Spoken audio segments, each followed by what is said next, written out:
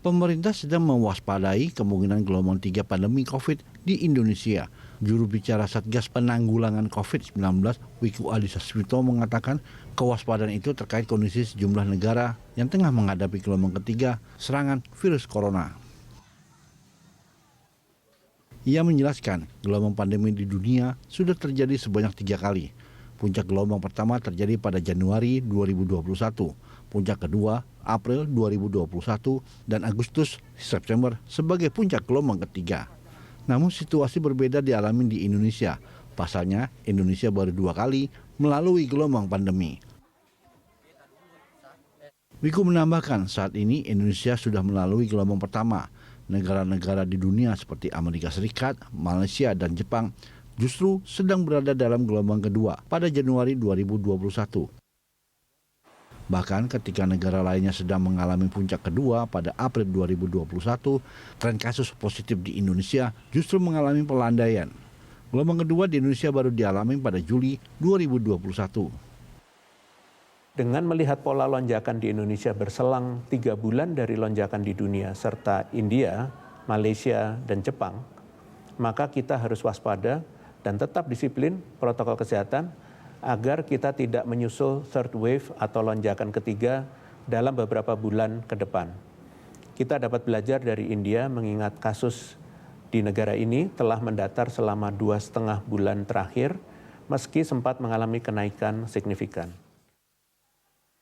Penambahan kasus COVID-19 beberapa hari terakhir ini berada di bawah angka 10.000.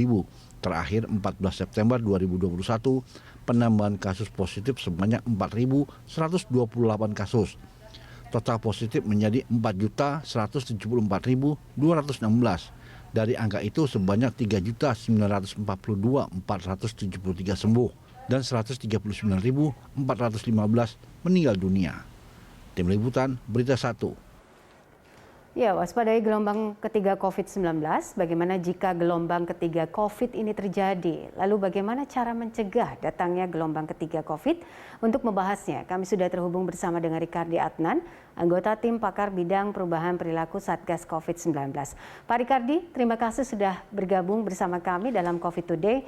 Ini persoalan gelombang ketiga yang sampai saat ini merebak di permukaan gitu ya. Banyak sekali masyarakat yang juga menakutkan hal ini begitu. Apalagi hari ini kita dapat informasi bahwa India juga akhirnya mencatatkan rekor tertinggi dan sedang kewalahan menangani COVID-19 di negaranya. Nah, berkaca dari negara lain begitu yang notabene adalah India yang saat ini berada di posisi kedua dengan gelombang COVID tertinggi di dunia. Apakah gelombang ketiga ini juga akan menimpa Indonesia atau bagaimana, Pak? Baik, terima kasih Mbak Popi, para pemirsa TV Berita. Tentu saja ya, kita perlu hati-hati, kita tentu saja perlu waspada akan datangnya gelombang ketiga sebagaimana sebelumnya ya. Sebelumnya pengalaman kita agak kurang waspada ya, kurang hati-hati, bahkan juga bisa dikatakan sebagian dari masyarakat kita abai ya. Ketika gelombang satunya sudah mulai turun, ya kemudian kita dengan berbagai aktivitas ataupun juga kegiatan-kegiatan ritual keagamaan kemasyarakatan menjadi kendor. Nah, kendor dalam menerapkan 3M, khususnya menjaga jarak ya. Pada waktu itu ada beberapa momen seperti momen mudik lebaran ya. Nah, ini pun juga kita tidak bisa meramalkan kapan akan datang ke Indonesia atau tidak akan datang sama sekali. Oleh karena itu, yang penting adalah kita tetap disiplin dengan protokol kesehatan yang ada. Intinya adalah di sana. Jadi selama kita disiplin, ya kita yakin dan tentu saja ya kita berdoa ya insya Allah tidak akan datang gelombang ketiga ke Indonesia. Oke, kalau kita lihat data COVID-19 di Indonesia sendiri kan belakangan ini juga mengalami penurunan yang sangat signifikan, Pak. Makanya pemerintah akhirnya melakukan relaksasi di berbagai tempat. Namun dengan adanya isu yang merebak soal gelombang ketiga yang memang harus diwaspadai ini apa yang akan dilakukan oleh Satgas COVID sendiri plan ke depannya? Yang pasti kita terus melakukan edukasi dan terus mengingatkan ya, karena dari pengalaman kita bahwa orang Indonesia itu adalah orang yang dalam tanda petik ya seringkali lupa Jadi ketika kondisi kita sudah berada pada posisi yang nyaman, nah ini yang terjadi kemarin ya. Yang terjadi kemarin, kenapa gelombang kedua banyak dari masyarakat kita yang abai, dan bukan hanya masyarakat biasa saja, para pejabat juga banyak yang abai. Nah, kita harus waspada sekarang, karena saya menyaksikan sendiri bagaimana aktivitas masyarakat sudah mulai ramai di jalanan, di berbagai tempat, dan tidak sedikit juga yang sudah mulai melepaskan masker. Nah, yang harus kita laksanakan, yang harus kita sama-sama jaga adalah, dan ini bukan hanya tugasnya Satgas ya, saya pikir adalah tanggung jawab kita semuanya untuk kembali mengingatkan tetap jaga protokol kesehatan. Paling tidak 3M itu, menjaga jarak, cuci tangan, dan memakai masker. Itu harus tetap minimal, itu adalah hal yang perlu perlu kita disiplin pada diri kita sendiri, dan juga kita mengingatkan berbagai pihak ya, yang mungkin lupa atau malas ataupun dengan pertimbangan atau alasan lainnya.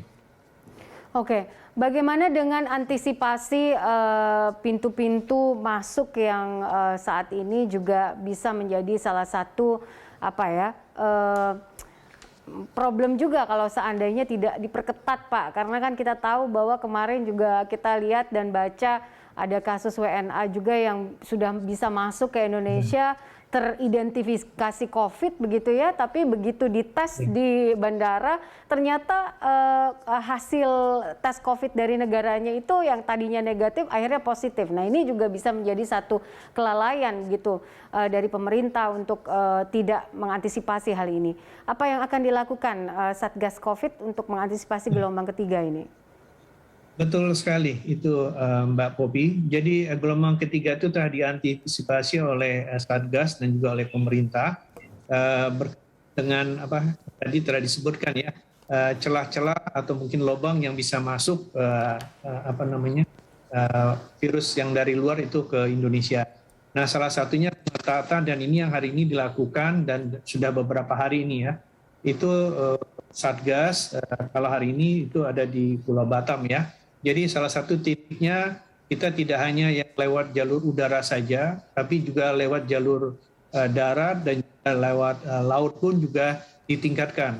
Ditingkatkan dalam arti adalah kita bukan hanya melihat atau mempertegas kebijakan pada tingkat pusat saja, tetapi tim dari Satgas, Kasatgas sendiri itu berkoordinasi dengan daerah-daerah, dengan semua kepala daerahnya, termasuk juga sampai ke pintu-pintu masuknya itu, ke imigrasinya, ke pihak pelabuhannya, pihak Angkasa Puranya, untuk menekankan dan mengingatkan kepada seluruh aparatur yang ada di lapangan untuk tetap waspada.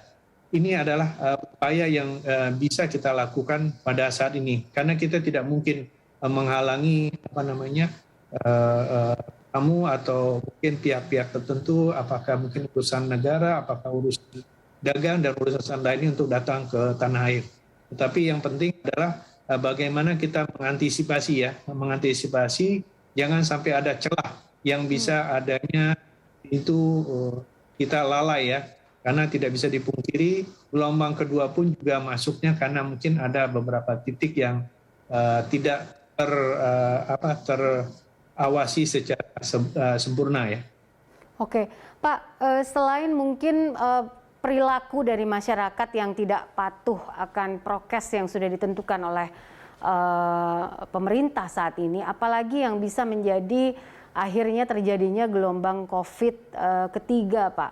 Apakah vaksinasi kita sampai saat ini sudah berjalan dengan lancar hingga ke pelosok Indonesia atau hingga ke timur Indonesia, atau masih ada kendala berarti, Pak?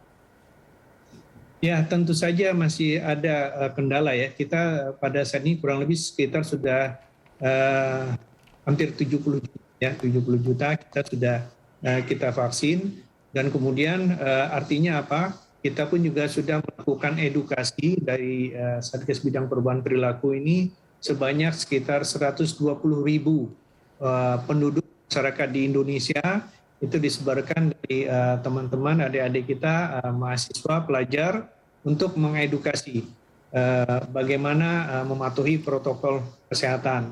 Nah, hal yang penting juga adalah semua pihak itu juga sadar ya, bahwa COVID belum selesai. Jadi selama masih ada masih ada ancamannya, selama masih ada penyebaran di dunia atau di negara lain, kita harus tetap disiplin dengan protokol kesehatan. Dalam hal ini kita jangan abai, khususnya ya beberapa kegiatan di masyarakat yang sudah mulai kendor sekali, seperti tadi disebutkan ada kegiatan kemasyarakatan, apakah mungkin dalam bentuk pesta perkawinan dan seterusnya. Nah, gelombang ketiga ini tentu kita juga harus sadar juga bahwa gelombang kedua lebih berat daripada gelombang pertama. Dan tentu saja gelombang ketiga bukannya tidak mungkin, juga justru akan lebih berat lagi. Kita telah lakukan sama. Ya. Oke, baik. Pak Ricardi, terima kasih untuk diskusi dan juga waktunya bersama kami. Semoga gelombang COVID ketiga ini tidak terjadi di Indonesia ya Pak ya. Dan Satgas COVID bisa terus bekerja dengan maksimal dan efektif untuk tetap membuat Indonesia aman dan juga sehat. Terima kasih Pak, salam sehat selalu. Ya, salam sehat, terima kasih Berita Satu. Terima kasih. Ya.